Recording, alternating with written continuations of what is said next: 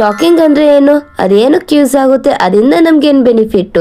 Hello everyone, welcome to my channel. ನಾನು ನಿಮ್ಮ ಗೆಳತಿ. ಇವತ್ತಿನ ವಿಡಿಯೋದಲ್ಲಿ ಏನು ನೋಡ್ತೀವಂದರೆ ಸ್ಟಾಕಿಂಗು ಏನಕ್ಕೆ ಯೂಸ್ ಆಗುತ್ತೆ ಅಂತ.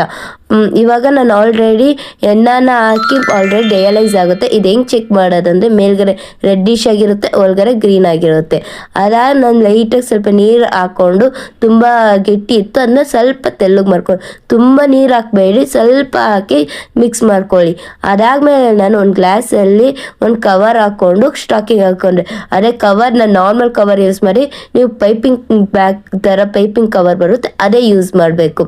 ಅದ ನಂತರ ನಾನು ಸ್ವಲ್ಪ ಲೈಟಾಗಿ ಅದನ್ನ ನಾನು ತಿರುಗಿಸ್ಕೊಂಡು ಅದರಿಂದ ಒಂದೇ ಸಲ ಎಳೆದೆ.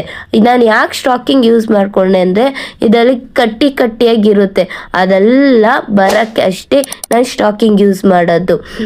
ಈ ಸ್ಟಾಕಿಂಗು ನೀವು ಎಲ್ಲದಕ್ಕೂ ಯೂಸ್ ಮಾಡಬೇಕು. ಒಂದು ಕೋನ್ ಮಾಡೋದನ್ನು ನೀವು ಸ್ಟಾಕಿಂಗ್ ಯೂಸ್ ಮಾಡಬೇಕು. 10, 100, 1000 ಯೂಸ್ ಮಾಡಿದ್ರೂ ನೀವು ಸ್ಟಾಕಿಂಗ್ ಯೂಸ್ ಮಾಡಲೇಬೇಕು. ಅದು ಫಿಲ್ಟರ್ ಹಾಕಿ ಅದಾದ್ಮೇಲೆ ಸ್ಟಾಕಿಂಗಲ್ಲಿ ಏನೋ ಚಿಕ್ಕ ಪಾರ್ಟಿಕಲರ್ ಇದ್ರೂ ಅದು ಬಂದ್ಬಿಡುತ್ತೆ.